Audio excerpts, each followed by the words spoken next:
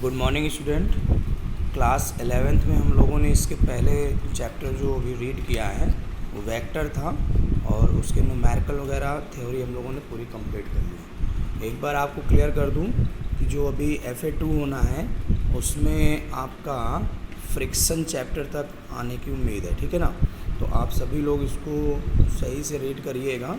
जो FA2 exam होगा उसमें फ्रिक्शन तक आएगा, ठीक है। वेक्टर और न्यूटन्स लॉज ऑफ मोशन और फ्रिक्शन, ठीक है ना, यहाँ तक आने की उम्मीद है। तो मैं आपको आज यहाँ पर सबसे पहले इस चैप्टर की समरी बता दूँ कि इसमें हम लोग को क्या पढ़ना है।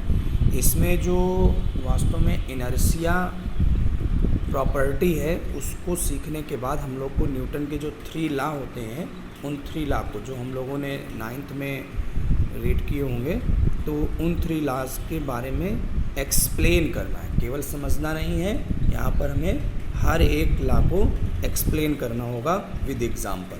देखिए इसकी प्रूविंग तो है नहीं, सिर्फ हमारे पास यहाँ पर मैं आपको दिखा दूँ। ये देखिए, जैसे Newton second law is the real law of motion, ठीक है। इसके बाद न्यूटन्स मान लीजिए फर्स्ट लॉ है। तो इस तरीके से हमें यहाँ पर जो भी रूल्स यहाँ पर विद एग्जांपल बताए जाएंगे तो उनकी प्रूविंग नहीं देना, सिर्फ इसकी थ्योरी अधिक से जिसकी इसकी हेल्प से कई प्रूविंग है, उन प्रूविंग को हम लोग सीखेंगे, ठीक है ना। अब जैसे Newton's first law of motion, इसकी तो कोई प्रूविंग नहीं है, केवल स्टेटमेंट में आपको मिलेगा।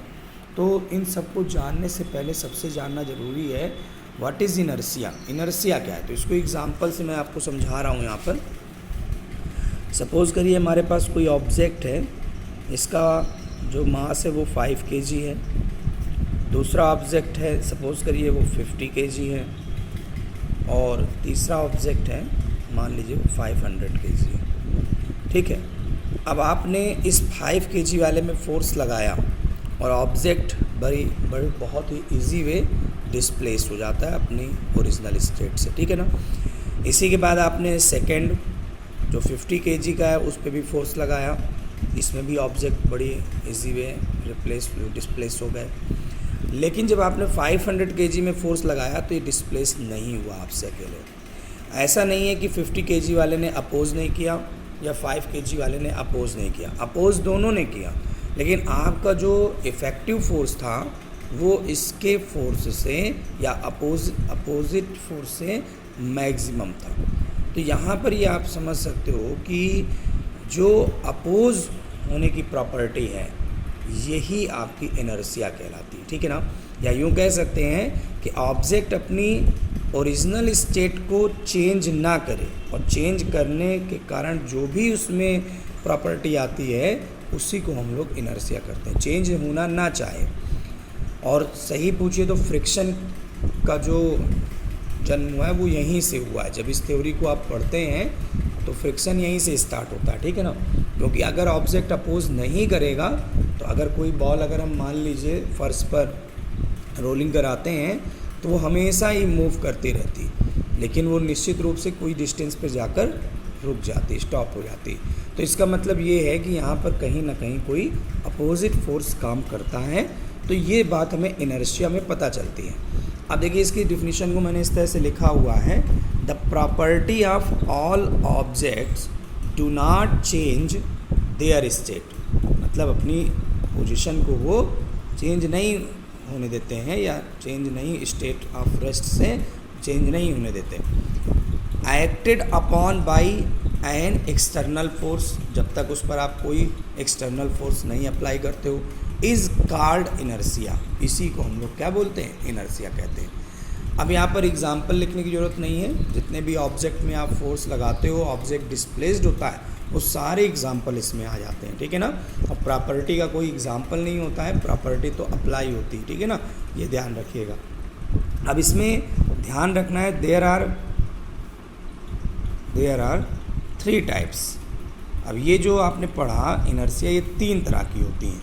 ध्यान दीजिएगा यहाँ पर, ये मैंने जो लिखा है यहाँ पर कि इनर्शिया आपकी 3 टाइप्स की होती है। तो इसमें सबसे पहली है आपकी इनर्शिया ऑफ रेस्ट, ठीक है ना। थ्योरी है आज पूरी, कोई भी न्यूमेरिकल नहीं मिलेगा या कोई डेरिवेशन नहीं है। इनर्शिया ऑफ रेस्ट पहला, सेकेंड है आपका यहाँ पर क्लियर कर दूँ, इनर्शिया ऑफ मोशन। ठीक है, सेकेंड है इनर्शिया ऑफ मोशन और तीसरा होता है इनर्शिया ऑफ डायरेक्शन। ध्यान लीजिएगा, थर्ड है इनर्शिया ऑफ डायरेक्शन। इस तरीके से तीन आपको यहाँ पर मिलती हैं। सबसे पहला है इनर्शिया ऑफ रेस्ट, फिर दूसरा है इनर्शिया ऑफ मोशन और तीसरा है इनर्शिया ऑफ डायरेक्शन। तो देखिए ये सब मैं लिखता नहीं रहूँगा, मैं यहाँ पर आपको दिखा रहा हूँ बुक में, तो इसके अकॉर्डिंग आपको इसको पढ़ना है। ठीक है ना। देखिएगा यहाँ पर, ये देखिए यहाँ पर सबसे पहले कॉन्सेप्ट ऑफ इनर्शिया दिया हुआ है, जिससे मैंने यहाँ से ये डिफिनीशन आपको निकाल के दी है। ये the property of all the objects that do not change their state of rest, और इसने बढ़ाकर लिखा है of uniform motion along a straight line भी कर दिया। Path unless acted upon by an external force is called inertia. फिर ये देखिए पार्ट वहाँ से सबसे पहले इनर्शिया ऑफ रेस्ट को बताया, कहता है it is the inability of body do not change by itself its position of rest. तो इस थ्योरी को आप इस तरह समझ सकते हो एग्जाम्पल से, जैसे मान लीजिए आप कोई ट्री ब्रांच होती है उसको आप मूव करते हो तो उससे जो उसके फ्रूट्स होते हैं नीचे गिरते हैं। तो यहाँ पर ये देख सकते हो, यहाँ पर चूँकि जितने भी फ्रूट्स थे वो रेस्ट में थे और कंटिन्यू उस पर फोर्स अप्लाई हो रहा था, तो वो अपोज कर रहे थे उसके रेस्ट की पोजीशन का।